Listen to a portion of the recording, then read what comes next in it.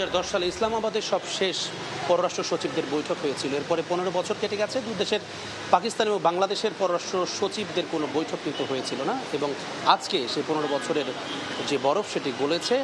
এখন বৈঠক চলছে। রাষ্ট্রীয় অতিথি ভবন পদ্মার সামনে দাঁড়িয়ে আছি আমরা। এখানে প্রায় 10টায় শুরু হবার কথা থাকলেও কিছুটা 10-15 মিনিট পরে এই বৈঠকটি শুরু হয়েছে, এবং দুই দেশের যে পররাষ্ট্র সচিব পর্যায়ের বৈঠক এটি।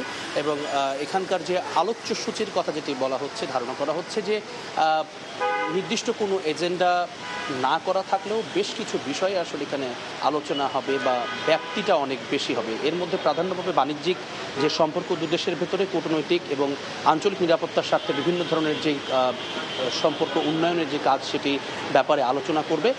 মূলত আলোচনার কেন্দ্রে যে কটি বিষয় রয়েছে, আমরা এর আগেও কিন্তু প্রধান উপদেষ্টার যেটি বলেছিলেন যে পাকিস্তানের সঙ্গে ঐতিহাসিক যেই আমাদের দূরত্ব রয়েছে সেটি ঠিক মানে এক্সট্রাঅর্ডিনারি কোনো সম্পর্ক না হলেও ওয়ার্কিং রিলেশনের কথা বারবার বলা হচ্ছিল। তো সেই জায়গাতে এটি একটি গুরুত্বপূর্ণ ভূমিকা পালন করবে বলেই ধারণা করা হচ্ছে। এবং আমরা এখানে যেটি এখনও পর্যন্ত জানতে পেরেছি, বিশেষ করে পাকিস্তানে নিযুক্ত বাংলাদেশ হাই কমিশনার যিনি আছেন তিনিও এই সফরকে কেন্দ্র করে ঢাকাতেই অবস্থান করছেন। এবং তার বরাতে আমরা যেটি জানতে পেরেছি, বাণিজ্যিক চুক্তির ব্যাপারে কিন্তু পাকিস্তান বেশ কিছু তাদের আলোচনা চালাবে বা প্রস্তাব রাখবে বলে আমরা জানতে পেরেছি। সম্প্রতি যে ভারতে ট্রান্সশিপমেন্ট বাতিল হয়েছে সেটির বিষয়ে পাকিস্তানে আসলে সেই ট্রান্সশিপমেন্টের কিছু সুবিধা তারা আমাদের দিতে পারবে কিনা সে বিষয়ে আলোচনা হবে। একই সঙ্গে যে তুলা ভারত থেকে আমদানির যে নিষেধাজ্ঞা দেওয়া হয়েছে সেটির সেই বাংলাদেশে যে ব্যাপক পরিমাণে চাহিদা রয়েছে তুলার, সেটির জায়গা থেকে কিন্তু পাকিস্তান আগ্রহী সেই তুলাটি সরবরাহ করতে তারা চায়। এছাড়া দু দেশের ভেতরে যে সরাসরি বিমান যোগাযোগ বা বিমান চলাচল সেই ব্যাপারেও কিন্তু আলোচনা হবে বলে আমরা জানতে পেরেছি।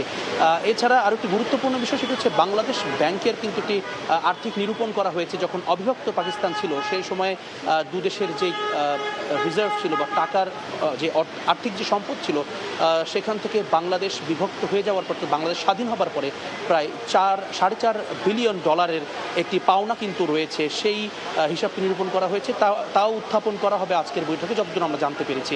তো সেই বিষয়ে আলোচনা হবে। এবং 71 যে গণহত্যার বিষয়টি রয়েছে, বাংলাদেশ ইতোমধ্যেই এর আগে তাদের ক্ষমা প্রার্থনা আনুষ্ঠানিকভাবে যেন পাকিস্তান ক্ষমা প্রার্থনা করে সেই বিষয়টি আবারও আলোচনায় কিন্তু আমরা শুনছি যে সেটি আসতে পারে। সব মিলিয়ে দুদেশের সম্পর্ক ইতিবাচক একটি মোড়ে দাঁড়িয়ে আছে, এবং আশা করা যাচ্ছে এই বৈঠকের পরপরেই এই এপ্রিলে কিন্তু পাকিস্তানের যিনি উপপ্রধানমন্ত্রী রয়েছেন ইশাকদার, তার আসবার কথা মোটামুটি চূড়ান্ত, তবে সেটি জানা যাবে আর কি। তো এই ছিল এখনও পর্যন্ত আমার কাছে রাষ্ট্রীয় অতিথি ভবন পদ্মার সামনে থেকে পাকিস্তান এবং বাংলাদেশ পররাষ্ট্র সচিবের দ্বিপাক্ষিক বৈঠকের সবশেষ খবর। সরাসরি যুক্ত ছিলাম রাষ্ট্রীয় অতিথি ভবন পদ্মার সামনে থেকে।